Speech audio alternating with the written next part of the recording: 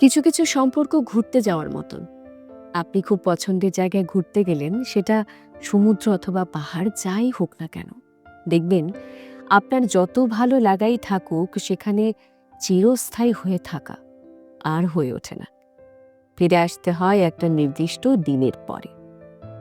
সাথে থেকে যায় অসংখ্য স্মৃতি আর অপরিসীম মুগ্ধতা, যেগুলো আপনার দৈনন্দিন ব্যস্ততার অন্তরালে স্মৃতির দরজায় কড়া নাড়ে। তখন আপনার ঠোঁটের হাসি আর ভালো লাগা বলে যায়, সেখানে সেখানে যদি আরো কিছুটা দিন থেকে যেতে পারতাম, তাহলে বোধহয় বেশ হতো।